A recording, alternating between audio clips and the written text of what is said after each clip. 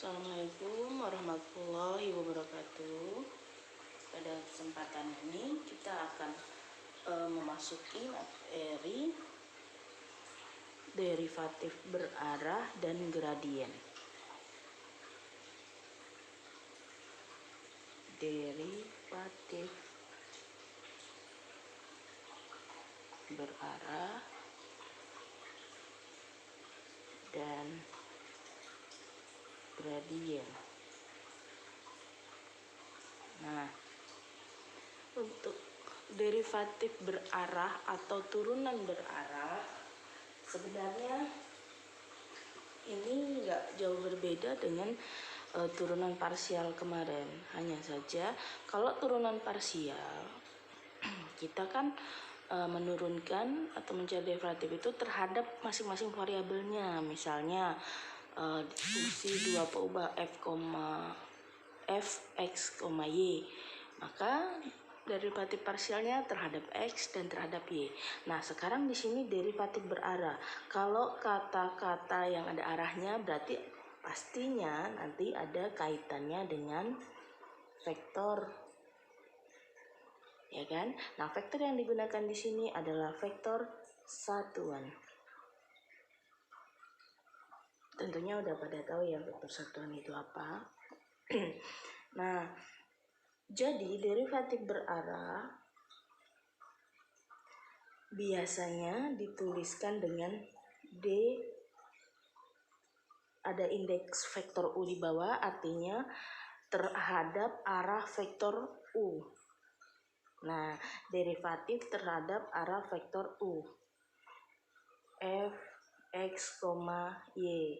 Nah, ini kalau fungsinya 2 peubah, F, X, Y. Berarti kalau 3 peubah, derivatif terhadap arah U, F, X, Y, Z ya. Ini kalau kita bahas dulu yang 2 peubah. Notasinya seperti ini. Nah, bagaimana definisinya? Yang terlebih dahulu harus diingat arah vektornya U ini, vektor U ini harus vektor satuan. Jadi kalau misalnya vektornya belum vektor satuan ya kita cari dulu. Bagaimana caranya? Dengan vektor itu dibagi dengan panjang vektornya. Oke ya. Nah, sekarang misalkan definisi dulu.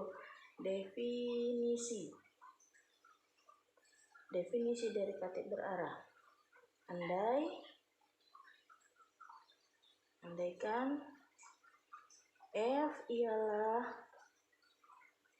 fungsi dari 2 variabel X, Y, X dan Y, dan jika vektor U ialah vektor satuan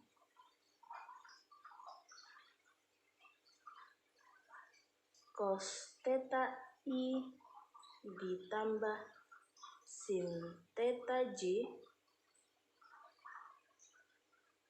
yang maka derivatif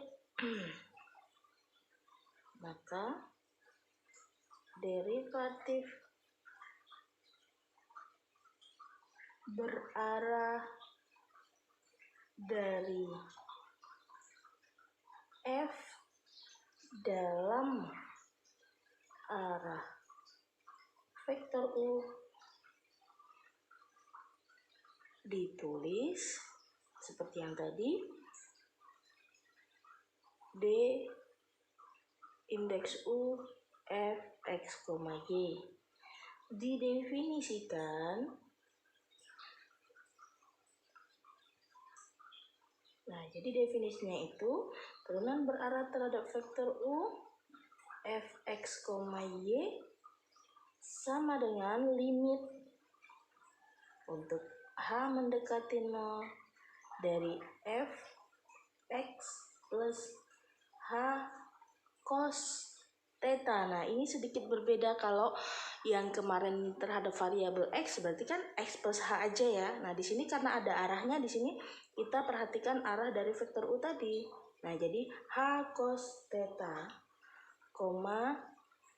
Y plus H sin theta. Nah, dikurang Fx Y per H. Jika limit ini ada. Jika limit ini ada. Nah, jadi kalau diperhatikan, definisi ini mirip hampir sama dengan definisi pada turunan parsial. Hanya saja kalau di turunan parsial kan satu-satu terhadap X dulu ya, dan terhadap Y-nya. Sehingga nanti kalau yang terhadap X, ininya tetap, Y-nya tetap. Nah, kalau di sini sekalian hanya saja di sini ada ditambahkan terhadap arahnya tadi. Kenapa? Karena turunan berarah kan. Nah, arah itu ditentukan oleh vektor satuannya. Vektor satuannya yang bersesuaian dengan sumbu X itu kan si cos theta. Nah, maka yang di perubahan X-nya cos theta dan bersesuaian dengan sumbu Y-nya sin theta. Nah, untuk Y-nya perubahannya H sin theta. Jadi ini definisi turunan berarah. Nah, contoh, kita masuk ke contoh.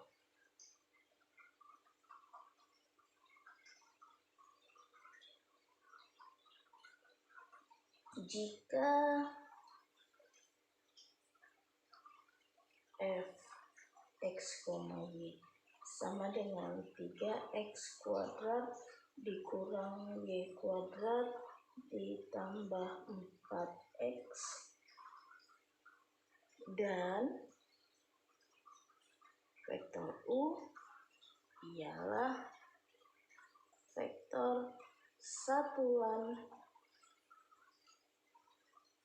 dalam arah pi per 6. Tentukan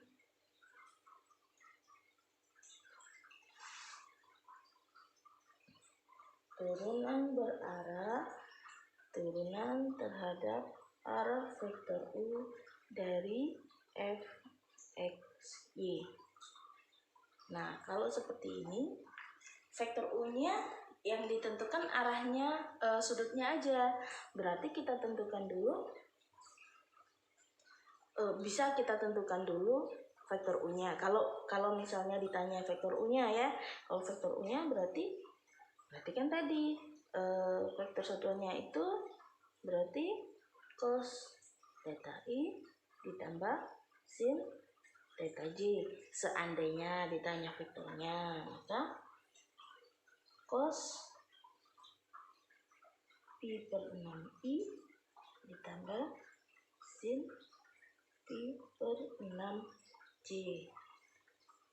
Pi per 6 berapa? 180 lagi 6 berarti 30 ya. 30 berarti cos 30 adalah setengah akar 3i ditambah sin 30 setengah ya, setengah J. Nah, ini kalau ditanya vektor U-nya. Tapi berhubung soal kita nggak ditanya, yang ditanya hanya di U-nya, maka derivatif terhadap arah U dari Fx Y sama dengan limit H mendekati 0. Nah, kembali ke definisi tadi, Fx plus H. Berarti kalau di sini kita udah lihat di sini ya, berarti kalau fungsi Fx-nya adalah 3x Fx, Y 3x kuadrat dikurang Y kuadrat tambah 4x, maka Fx plus H cos theta berarti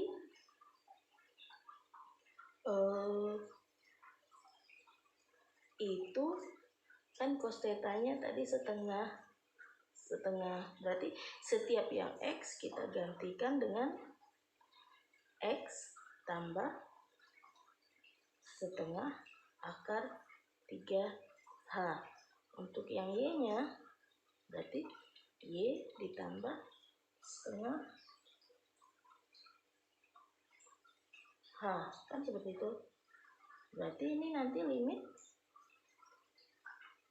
Fx ditambah setengah akar 3H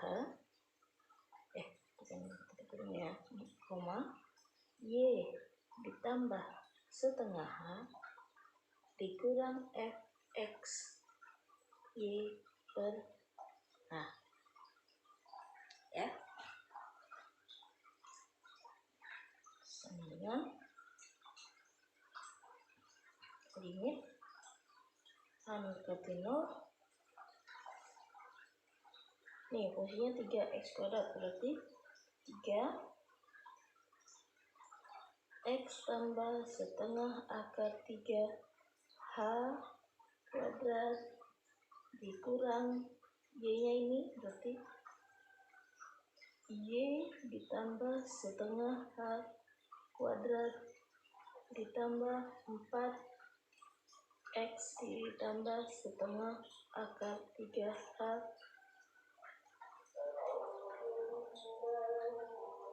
dikurang Fx-nya 3x kuadrat kurang Y kuadrat tambah 4x. Semoga itu deh, semoga terbaca ini 4x ya, gak muat, per H. Nah ini tinggal kita kuadratin aja, tinggal kalau dikuadratin, ini agak geser sini ya biar bisa muat nanti, sama dengan limit H mendekati 0 3x kuadrat ditambah akar 3xh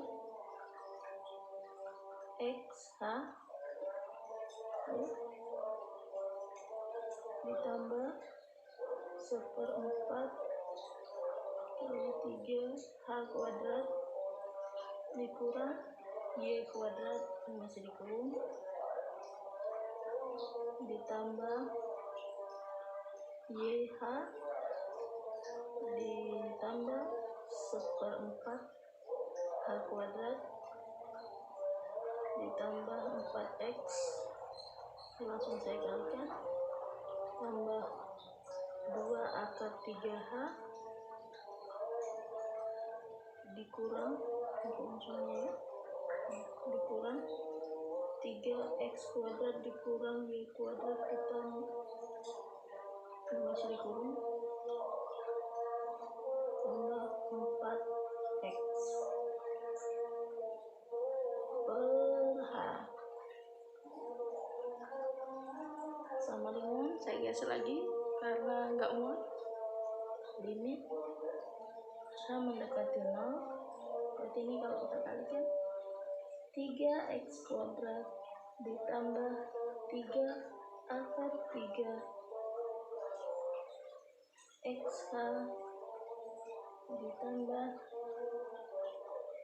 9/4 H kuadrat dikurang Y kuadrat, saya kalikan negatifnya berarti dikurang YH ya, atau HY dikurang 1/4 H kuadrat ditambah 4x ditambah 2 akar 3H, ini saya buka kurungnya jadi kurang 3x kuadrat tambah Y kuadrat kurang 4x per H, sehingga 3x kuadrat di sini jadi 0, habis ini negatif Y kuadrat, ini Y kuadrat, ini 4x, ini 4x, sehingga yang bersisa limit H mendekati 0 ini ada hanya ada hanya saya keluarkan hanya H dikali 3 akar 3x ini berarti ditambah 9/4 H karena hanya satu udah keluar. Di sini tinggal Y ya. Di sini negatif 1/4 H, ini tambah 2 akar 3 per H, sama-sama kita bagi H sehingga tinggal ini ya. Selanjutnya kita kenakan limitnya tadi, hanya mendekati 0, berarti ini 0, ini 0. Tinggallah kalau kita kenakan limitnya 3 akar 3x dikurang 0, ini Y dikurang 0, ini 0, tinggal tambah 2 akar 3. Nah, jadi turunan berarah terhadap arah pi per 6 tadi, hasilnya adalah 3 akar 3x dikurang Y ditambah 2 akar 3. Semoga bisa dipahami ya. Assalamualaikum.